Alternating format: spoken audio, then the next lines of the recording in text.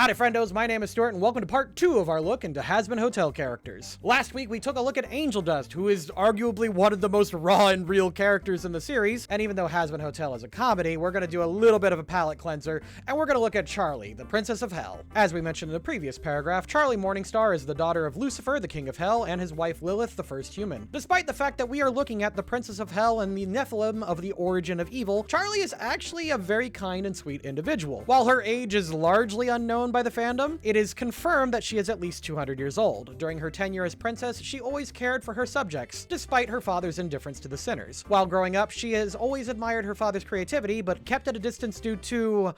I'm honestly not sure.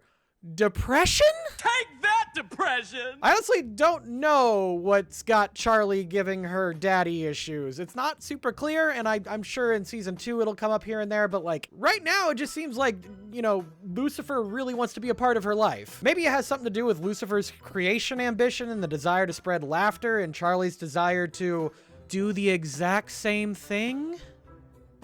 I'm getting off topic here, but Charlie starts the series at lawful good. In fact, painfully lawful good. She is as lawful good can be. Just put her right in that corner. Right now, I'm kind of breaking my own all politicians are evil rule here in this video, but let's be honest, she isn't really a politician. She's a monarch.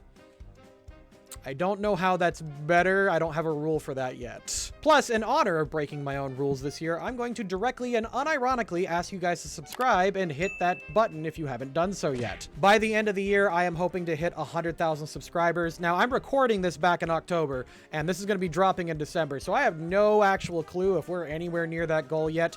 But one thing that will be consistent is that every subscriber I gain this year, I'm going to be doing one push-up and posting the results of that video on Twitter. Here's one of the clips that I got. I am either working really hard or not working hard at all, and it's up to you guys to make me suffer. According to my analytics, only 25% of my audience is subscribed, and that's really bad, even for a mid-tier YouTuber like me. Honestly, calling me mid-tier is even kind of generous. I have one more goal that I actually want to hit, but we're going to talk about that later in the video. But with all of that out of the way, let's go. Don't you act all high in the Sigma. Did you ever think your little yacht friend might be capping? Don't, Adam, please. What's the fuss? Why hide the fact that you've got ligma just like us?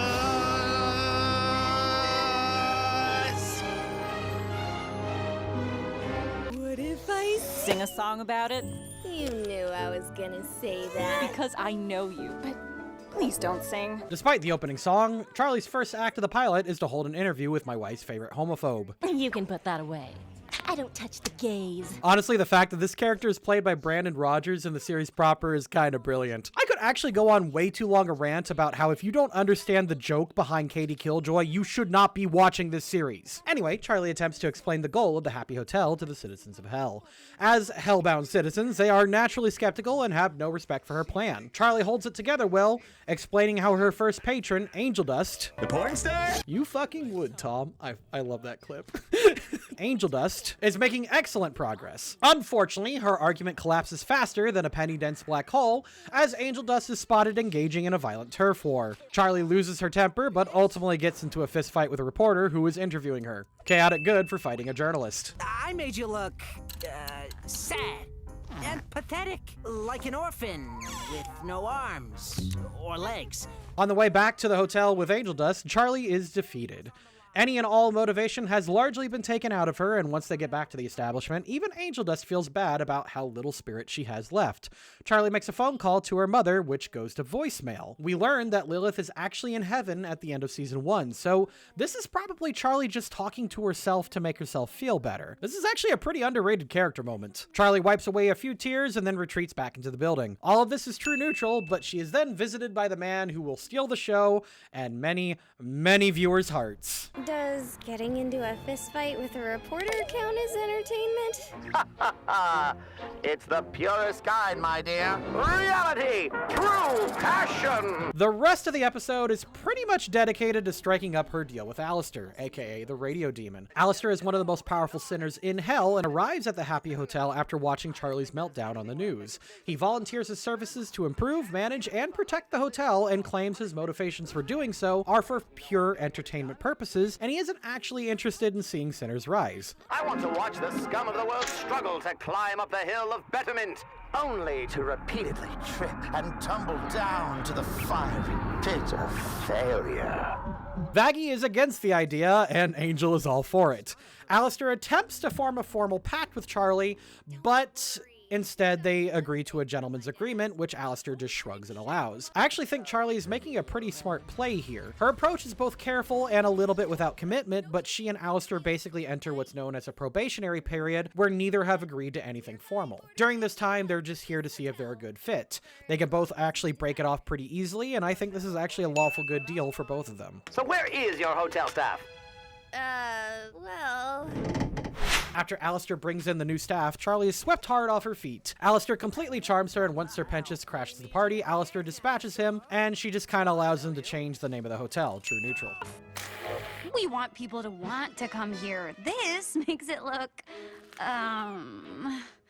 Bad. The word you're looking for is bad. In episode 1 of the series proper, Alistair creates a television for Charlie's hotel. It's really bad, but definitely funny. Too bad for Charlie, however, she is a diagnosed people pleaser and struggles to convey her disappointment. However, they're interrupted by a call from her dad, informing her that she somehow managed to get a post-purge meeting with Adam, the leader of the Angels. She goes, hoping Adam will approve of her redemption hotel. I'm gonna go with lawful good, since getting sinners to stop sinning and going through legal channels to do so is pretty lawful good. wait, your name is Adam? Like the first man, Adam? That means you. Oh. That explains so much. Charlie's meeting with Adam goes terribly. She gets belittled and basically kicked out. It goes so bad, in fact, that Adam decides to double the amount of future exterminations. At least, this is what he says publicly. At the end of the episode, it's revealed that they're doing this because an angel was killed in their last extermination, so they retaliate by increasing the amount of them. Charlie returns home, and the denizens of hell learn of their impending doom. I'm still gonna go with lawful good for trying her best. This is the perfect time to recruit more sinners for the hotel! Charlie and Vaggie attempt to use the pandemonium as an opportunity to recruit hotel members. Too bad this doesn't work, but neutral good anyway. This place is about second chances, and who deserves one more than this? Slytherins? Slipperies? After a few minutes, the comedic relief supervillain shows up at their doorstep seeking redemption. Everyone else thinks that he is suspicious, and their suspicions are confirmed because, yeah, Pentious is working for the V's, a group of overlords that hate Alistair. Angel Dust and Vaggie suggest killing him. However, Charlie sings about how the hotel is meant to be a place for second and third chances, saying that sincerity as kindness is the key to redemption, and she recognizes that Sir Pentious is a prime candidate for this. Nobody is happy about this, and it's pretty ill-advised, but Charlie is sticking to her guns, and we're gonna give her a lawful good. I can sense they are planning to kill me, but when? How? I must be prepared! Sir Pentious is so confused by Charlie and everyone else's kindness that he concludes that they're all secretly trying to kill him. Too bad he's not smart enough to keep his suspicions to himself, but whatever. Charlie decides to do some trust exercises with her hotel staff as today's therapy, hoping to put Pentious's mind at ease. She puts Vaggie in charge and immediately regrets it. Now, even though the trust exercises end up working out, they bond mostly through shared suffering at the hands of Vaggie as opposed to fun games. Since it worked out despite flying off the rails, we're gonna give this a lawful good. I could be so aggressively kind to Angel's boss that I convince him to let Angel spend more time at the hotel. Charlie shows up at Angel Dust's work and starts causing production issues. This is after she basically followed him there without his consent.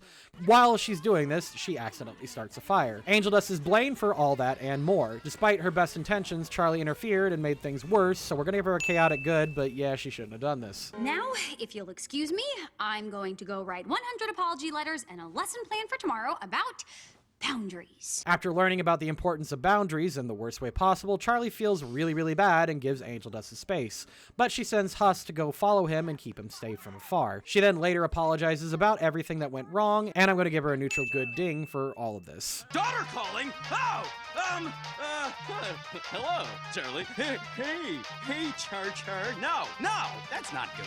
In episode 5, Charlie calls her dad to get his help in setting up a meeting with Heaven to get the Seraphim to approve of the Hazbin Hotel. It takes some convincing, but Charlie's dad eventually gives them a shot. I'm gonna go with lawful good. Also, a lot of stuff with Alistair happens in this episode. Come back next week for more information on that. What you really need is a recharge, a reinvigoration, a responsible night on the town. down! That is a great idea! In the next episode, Angel Dust and Cherry Bomb are going to go on a platonic catch-up date, but Charlie takes over and turns it into a hotel group event. I would say chaotic neutral, but Charlie does pay Cherry for everything and ends up being cool with it. So yeah, we're going to give that a lawful good. Anyway, the portal to heaven should be opening right about... No! Bye!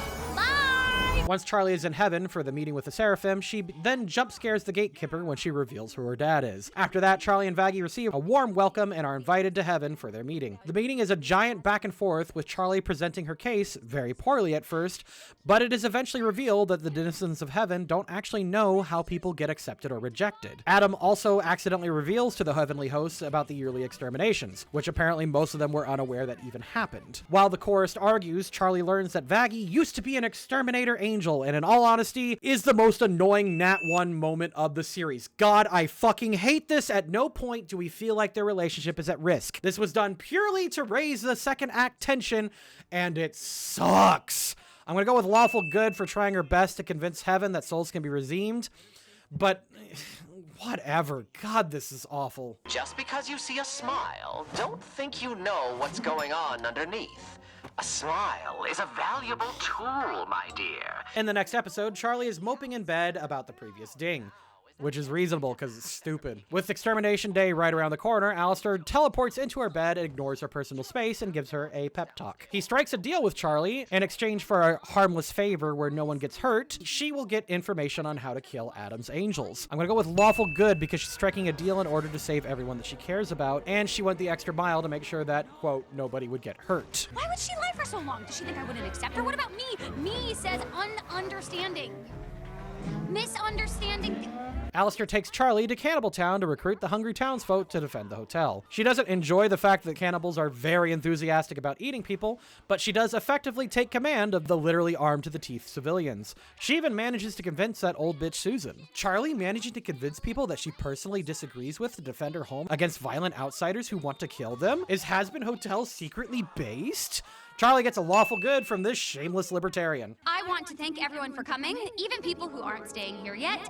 Cherry, look, I can't resist a fight, okay? Execution Day begins. Charlie rallies her troops and arms them properly and has a proper and good potential last night alive celebration. She makes up with her girlfriend and then defends the people of hell and the Hazbin Hotel. Lawful good. Trying to focus, sweetie. We might actually have a chance! Love the optimism. Still trying to focus. During the fight, she even gives Adam and the Angels multiple chances to retreat and stop the violence. Keep in mind, this is also the fight where she believed that Alistair, her strongest supporter, died, and she confirmed that Sir Pentious was slain in front of her, not to mention all the dead cannibals. And I'd say defending your home and showing your enemy mercy is the most lawful good of lawful good options. This is cut and dry. I took a hotel and I destroyed it. I know I could have done better.